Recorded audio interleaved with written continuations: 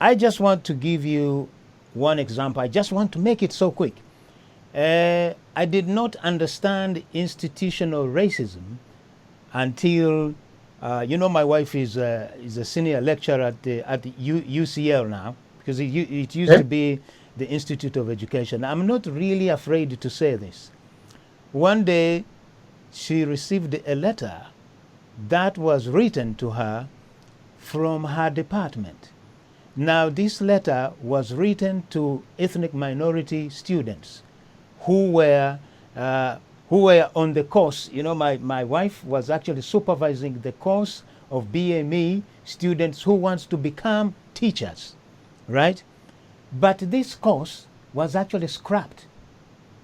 Now, the woman who was the head of that course wrote the letter apologizing to the BME that she understands all the course that they have caused and the trouble that they have put them through. She really think that that wouldn't happen. But I'm just saying, you are sitting on the board. You are actually facilitated to scrap the course. And now I can understand this is how we are decapitated. You see, as I said, that racism is gone under, or it is in the back seat. It is somewhere else, but it is at the higher place. Because instead of giving us facilities that will make us grow, they are pushing them under. Or they are not actually, they are saying, no, we can't do that. But they are very happy accepting money from China to get Chinese students. So I understand that. I can actually see, I was having problems, thinking that, Britain is the safest place to stay. Yes, socially maybe, but not progressively.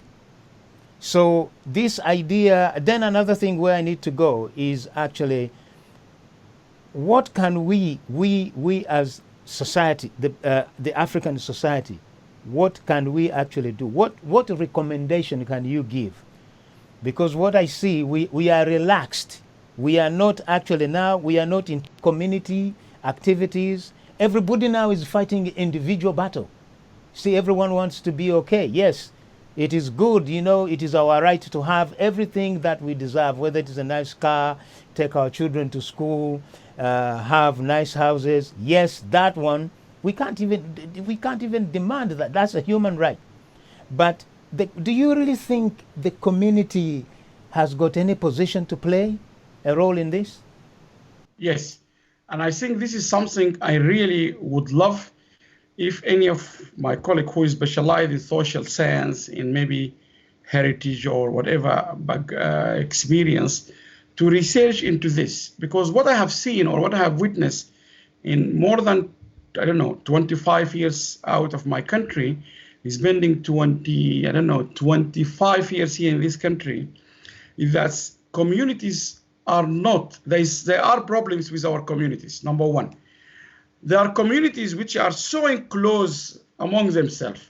We were discussing this in one of the debate we had about Black Lives Matter, and one brought this. He said, for example, I got many friends from Somali origin. They said, for example, Somali,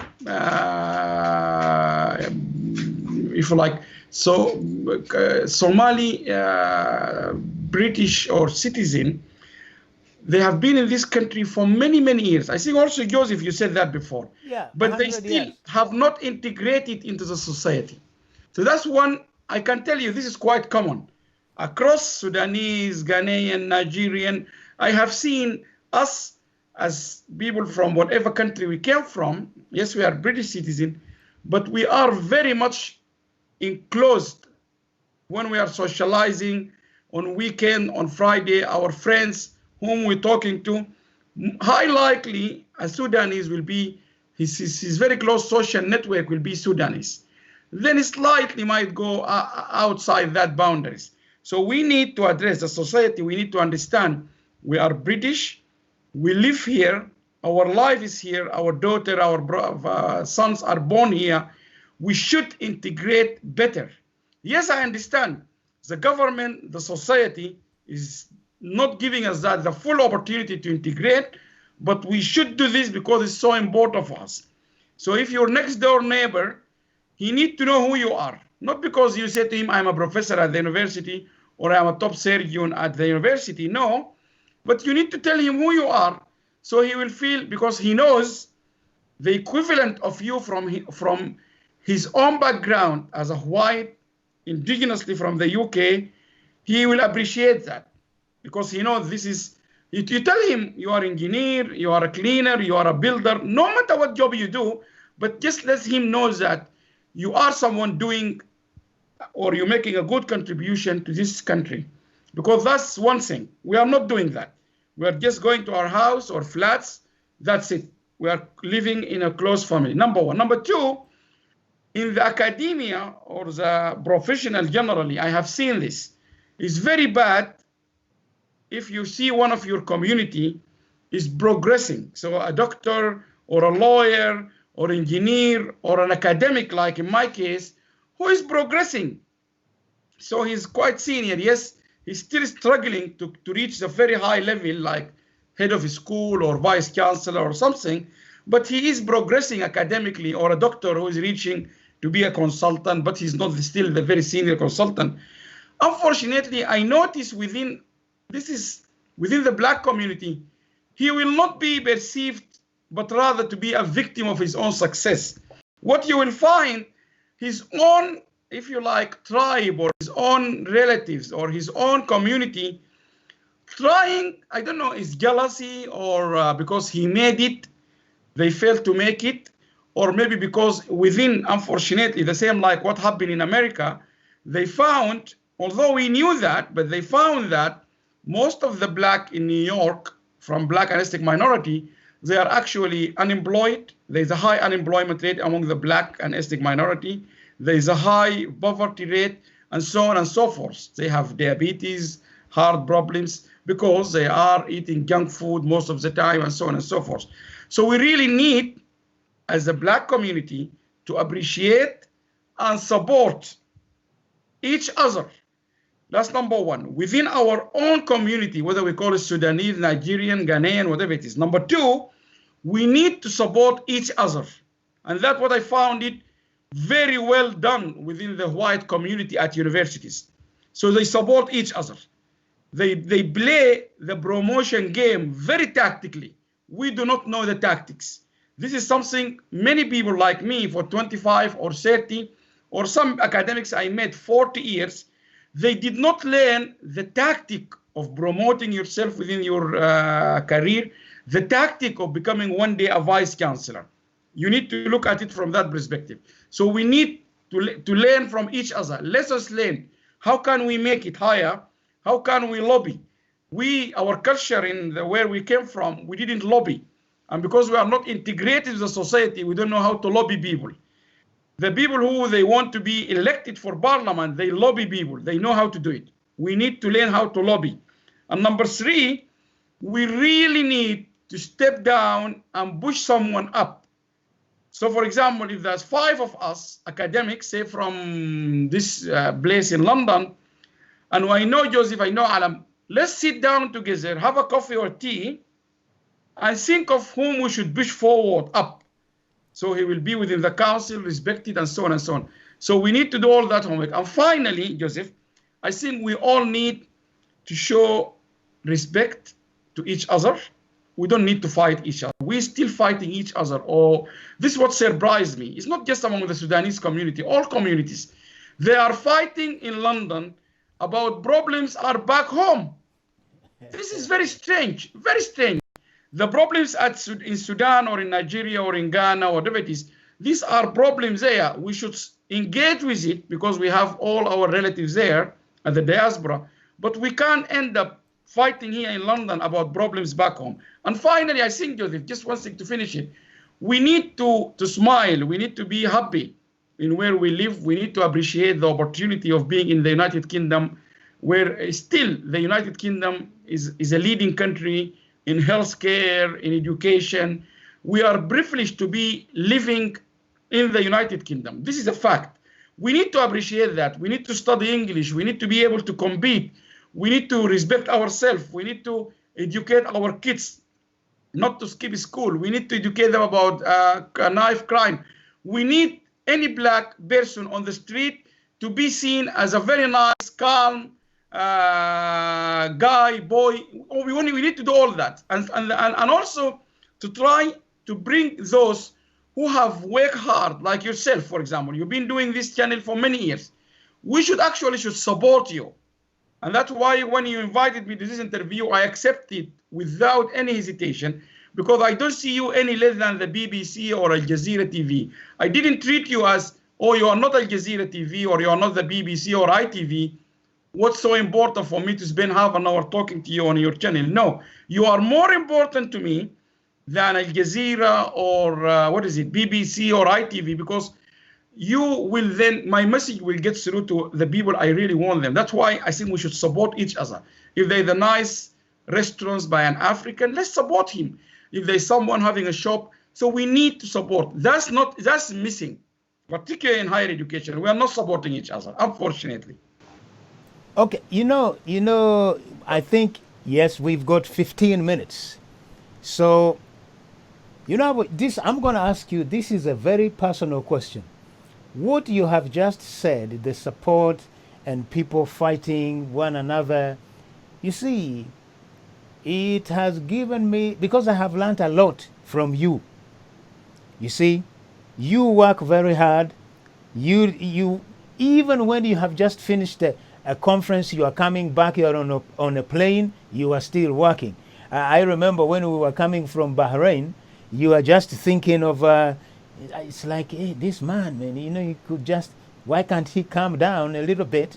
But you are saying, no, I have to plan for something else. You see, that resilience of working very hard, but most importantly, you are very inclusive.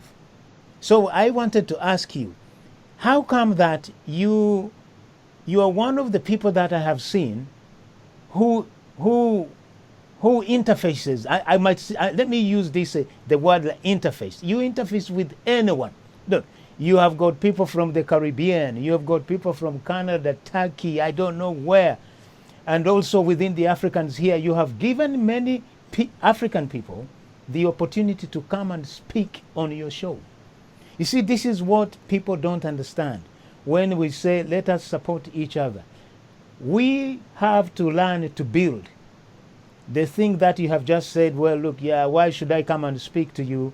Because you see, you have got inbuilt understanding that if you want to reach a certain demographic, this is where you need to go.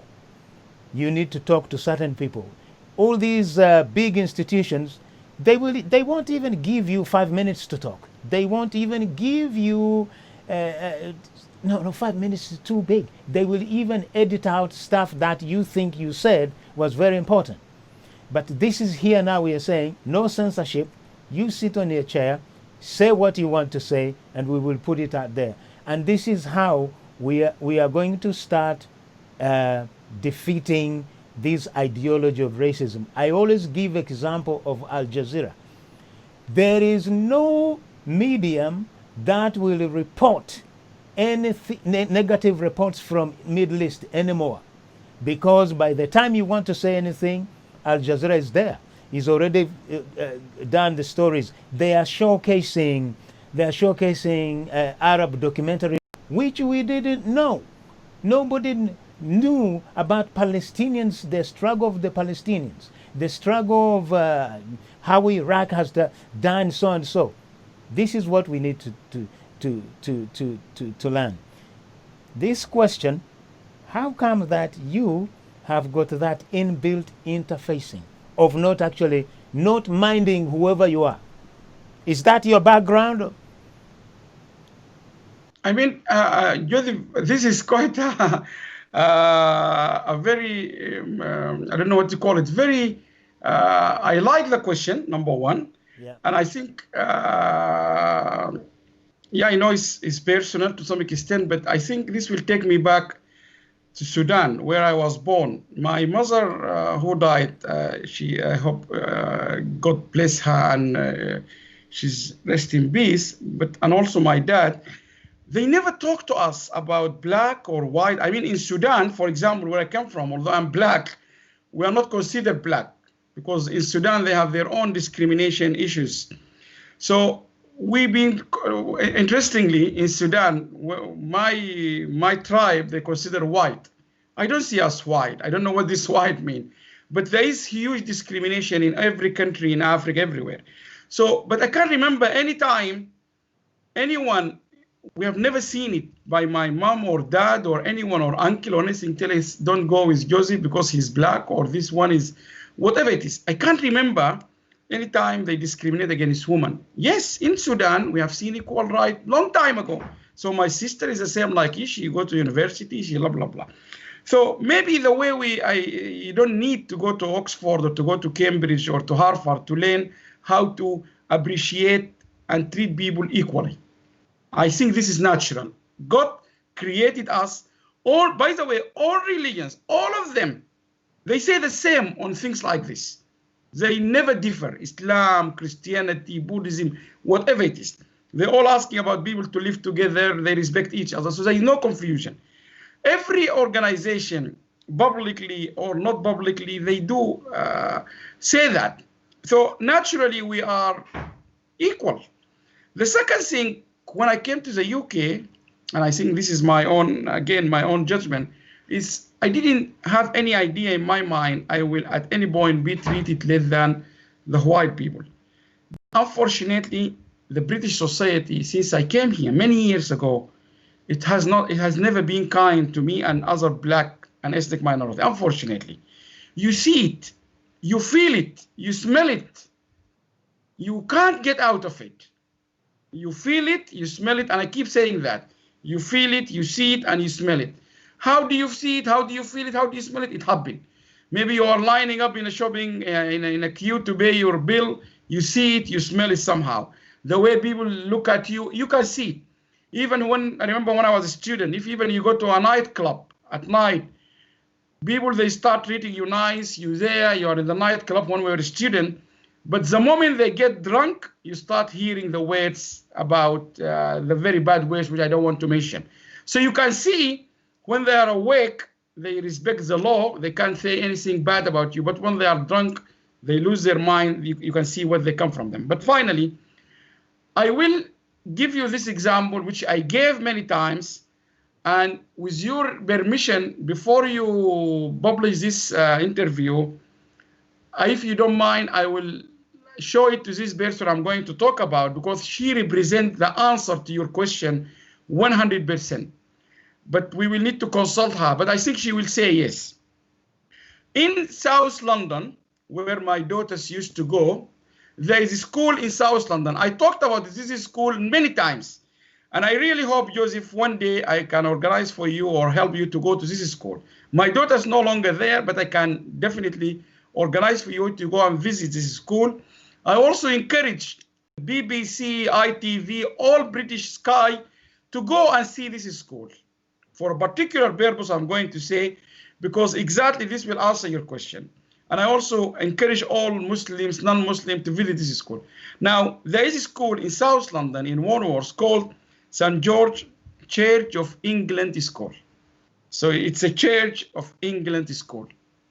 So it's a Church of England school, number one. Number two, the staff of this school is predominantly white color. So from the head teacher, I think, I don't know the percentage, but all my daughter's teachers, they were white.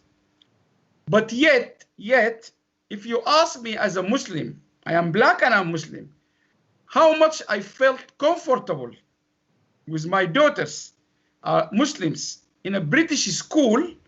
I was so comfortable in this school, belonged to the church, because from day one, when we went round in the school, the head teacher showed us a small room, said to me, although it's a church school, can you remember this? It's a Church of England school. She said to me, yes, we are a Church of England school, but we respect all religions or faiths, Alam. And this room, if your daughters want to pray Dhuhr during the school, they can do it here. And if they don't have the scarf, they can get one here. I was really, Joseph, I was shocked. I was really shocked, because that's a real change. This is the progress we need in the society. And I really, really invite the Prime Minister to spend half an hour of his time, it's not far from Downing Street, to come and visit this school once we are back. It's no, my daughter are no longer there. So that's number one. Number two, predominantly white teachers, but I can't remember a single time my daughters complain about racism or the teachers treating them in a way which they felt is discrimination. Why? Because the school is led by a teacher or a head teacher. She is one of the best in the country by all that the head teacher qualification. But this head teacher, and I'm quite happy to say her name, Sally Collymore is called. Sarah Collymore. Sarah, she's highly professional. One of the best head teacher I have seen in my entire life in the UK. She understands very clearly how people can progress, how to help people, particularly those from least and least, if you like, prestigious background like black or poor. And also the school is situated in a very poor area of London. So despite all this, she managed to make them good leaders. She managed to produce good graduates despite all these three things. Muslims, if you ask any family like me or my wife, were you happy as a Muslim family, you're having your kids in a Church of England school? I will say yes. Were you happy with the school where most of the teachers are white and your daughters were black? I will say yes.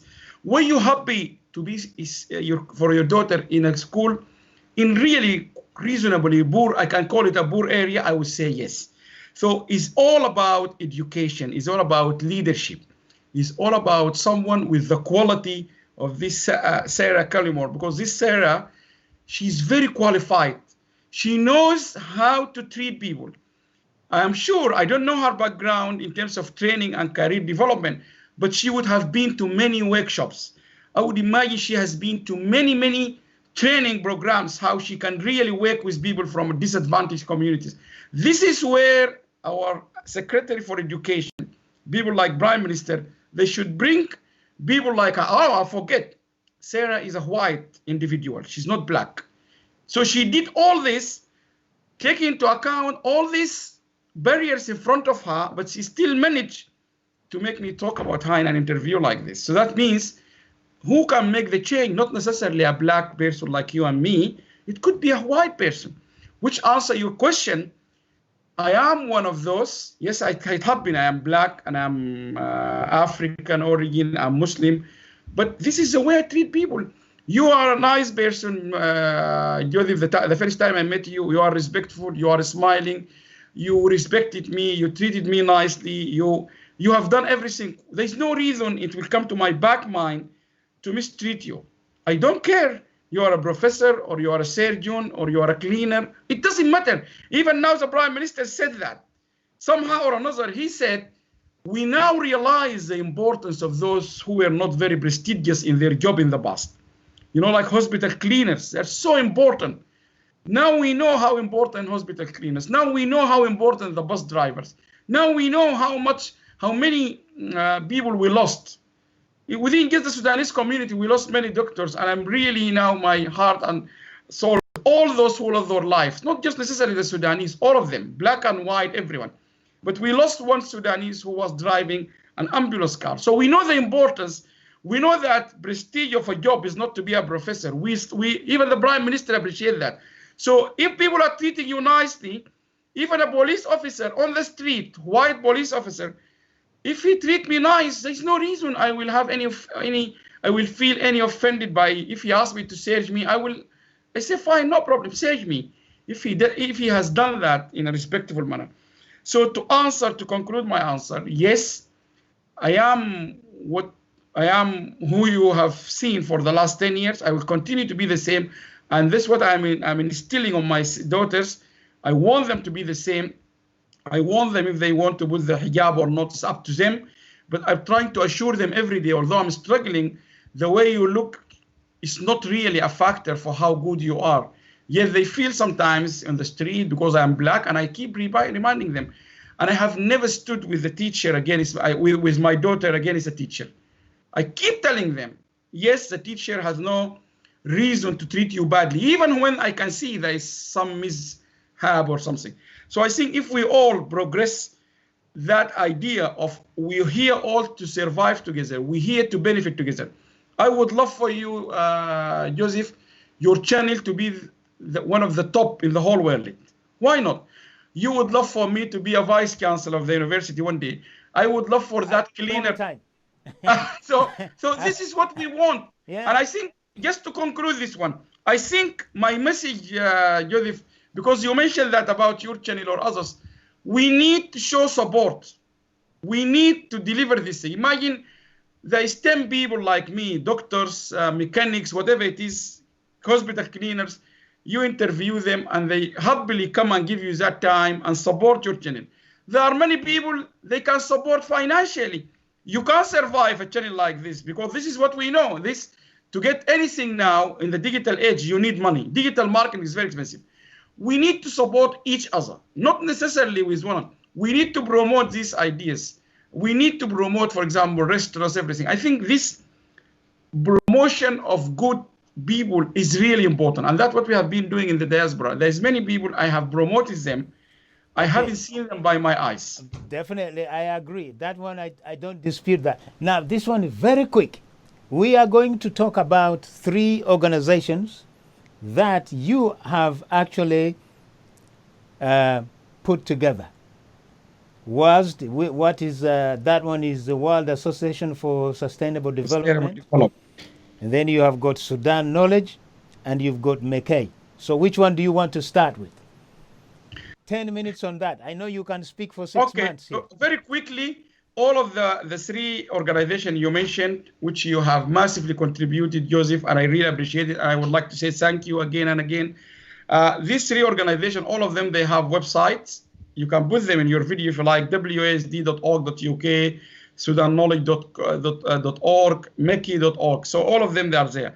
But let me start by the mother of all, which is the World Association for Sustainable Development. When I was an academic, senior academic at the University of East London, one thing came to my mind one day, that people understanding across the world about sustainable development is not right. There were 2-3 problems when I started thinking about this, back in 1998, actually, before East London. There were 3 issues. One of them, people, when they talk about sustainable development, they immediately jump. This is about poor countries like Sudan, Nigeria, Ghana, and so on. While the concept of sustainable development applied to all countries the same. But at that time, 20 years ago, people, they think sustainable development is about poverty, about poor people. And the example I always give now, Australia, when we went to Australia a couple of times, one time we went during the summertime, they will ask you to have your shower very short because there's no water. So it's not just Sudan who's suffering from water shortage. Australia, during the summer season, they will ask you to use the shower very little time because water is not enough. When we had the flooding, I remember the Prime Minister at that time was Gordon Brown. The whole Gloucestershire area lost, there was no electricity, water for a couple of days. So the Prime Minister had to go there because, so flooding, all these things, which are we consider them part of our understanding of sustainable development, are global. So we wanted to show these issues are global. And to do that, we brought scientists, academics from all over the world. I think I'm very proud to say that we are one of the first organizations to bring people from as far as Sierra Leone, South Africa, Brazil, Sri Lanka, because if we not come together, we cannot understand the problems. That's number one. And number two, at that time also the problem was people think of sustainable development as more to do with engineering, climate change, carbon dioxide. And I was telling them, no, it has to do with social science, with the work you do in your channel. If we don't have people like you who promote the people living together, cleaning, it will not happen. So people, no matter how we do recycling technology in recycling like plastic bag, if we don't change the mindset of people not to throw plastic back, it will not work. And finally, I wanted to bring people from the South, like from Africa and so on, to the global arena. So because I taken too long explaining this, that has been the same for the diaspora and for the MEKEI. The diaspora was an initiative came to my mind. There's so many Sudanese, Nigerians, Ghanaian, St. Lucian, Jamaicans, British or Canadian or American. The countries where they live in is not benefiting from their plus, I call it the development plus experience about the country where they came from. And the example I gave to try to convince UNESCO and other United Nations agencies, if you bring Allam Ahmed, who is originally a Sudanese, who is have an experience in sustainable development, he will definitely have something I call it the plus factor than Joseph, who is indigenously British, who have never been to Africa, but he has the same qualification like Alam. So if me and you are indigenous British, you have never been to Africa, we did PhD in development studies or economics, we both have the same experience, I definitely have the plus factor than you. And I said to the governments, you should focus on the black and ethnic minority who came from those countries, because definitely they are British and they do represent you well, but if there's any development issues, they will understand it better than the about the white academic, because nothing wrong with the white academic, but those people, they have a plus. And this plus, I always explain it, Joseph, by saying iPhone 8 and iPhone 8 Plus. They both are phones, but this one gives you a better picture. That's the only thing. And finally, the Middle East Knowledge Economy Institute, I created or I founded that institute for two reasons. Number one, most countries in the Gulf, like Saudi Arabia, United Arab Emirates, Qatar, and all of them, they were relying heavily on oil. And I said to them many times, for many years, you have to start thinking about diversifying your income or your economy away from oil. And thanks God, the World Bank supported my long time discussion back in 1992 or 2000. And that's why we wanted to create this, to enhance the knowledge about knowledge-based economy. And secondly, I wanted to also, and the Middle East is also struggling to be featured across the world. You hardly find the scientists in our universities here from Saudi Arabia or UAE or Qatar, whatever it is. So they also suffering the same like we blacks suffering from global appearance. I also want to show the whole world there are very good academic from UAE, there are very good academic from Saudi Arabia, from Egypt, from whatever Arab countries. And but the whole idea is they are working all together because they're all serving the same purpose, which is to really make the world a better place. Just to talk just a little bit about Sudan knowledge, because you did something very, very, very good. You really have been carrying the Sudanese people here, whether it's engineering, doctors and stuff like. But was it 2 years ago, because you were at the Geneva, you had the last Sudan conference was in Geneva. So yes. How do you think do they actually embrace what, or do they, okay, I'm not putting them down, but do they see the importance of what you're trying to do here? Joseph, I don't know what to say, but this is a really very, very, very, I don't know, good question. I like the question again. I never expected you will ask me specifically about the knowledge, but let me give you this. Fortunately enough, the United Nations, the British government, the European Union appreciate and embrace what we are doing very much. And I will give you examples. But unfortunately, the Sudanese people whom we have done all this, they did not appreciate it as I expected them. Or maybe my expectations were too high. And that will go back to the answer I gave you earlier about within each community of the diaspora, they are infighting between each other.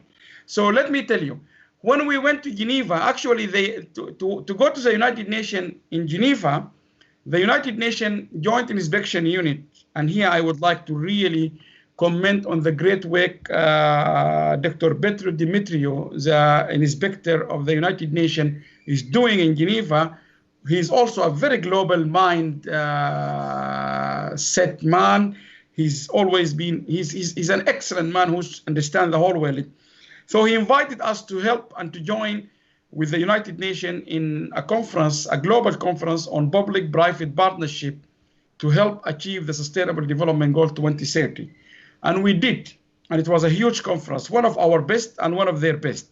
But while we are building up to the conference, we told Petro and the United Nations that we have for the last, from 2016, we start bringing the two conferences together, the diaspora and West. And we said to him, would you like us to bring the diaspora conference as well? And he said, yes, because I really like the work you do, Alam, about the diaspora. And when I asked him about this, and in fact, he said that in a video, I can send it to you after we finish this recording. He said in front of the whole world that Sudan knowledge is the first time he said he has seen diaspora from different continents. So like he referring to the Sudanese and other diaspora from Canada, Latin America, Africa, Middle East, Europe, coming together just to help their country, not to fight. On a second personal note, I'd like to share with you the revelation that I had when noticed the remarkable presence of the Sudanese diaspora, whose mobilization across 5 continents to contribute to the development of their country of origin as bridge builders beyond political objectives is exemplary. But this exceptional gathering of intellectual resources would not have been possible without a man who embraced this project without hesitation and engaged in restless hard work. Let me praise the devotion, enthusiasm, and unconditional support lent to the organization of this conference and the concept behind it by Professor Allam Ahmed, the President of the World Association for Sustainable Development. Thank you, Allam, and I pass the floor to you. So that was a big acknowledgement to be said in front of the whole United Nations. So I think we've been appreciated in the sense that it has been a very hard, very, very hard and tough, because we had to convince every single Sudanese professional what we are doing is completely to help that country back home. And it has been, and it will continue to be very difficult. Maybe it will change in the future. But we try to bring people only to discuss development, to discuss humanity, to discuss supporting each other, not to discuss any politics, fighting, no. And the second thing also, within the British government, I can also confirm that we've been approached many times by British leading entity to help. The British government is now listening to the diaspora, not necessarily Sudan knowledge, but the government, the parliament now is listening to the diaspora. They appreciate, they understand the concept. I have been called many times to the parliament to provide something, or one time I've been invited to give talk, sometimes to provide my viewpoint on the way diaspora can contribute to the development and so on. So I think I am pleased after these 12 years, we've been appreciated. The concept is being liked by many people, but still we have a long way to go. And from this, I take this opportunity, sorry, to invite all the Sudanese across the world to join the Sudan Knowledge Network, and not only the Sudanese, but non-Sudanese, because we do have Nigerian, Jamaican, Salosian, different nationalities also in the diaspora network, although it's predominantly Sudanese, but we do have. But I really hope this will go on and become a big organization, and there will be a Jamaican diaspora, Senegalese diaspora.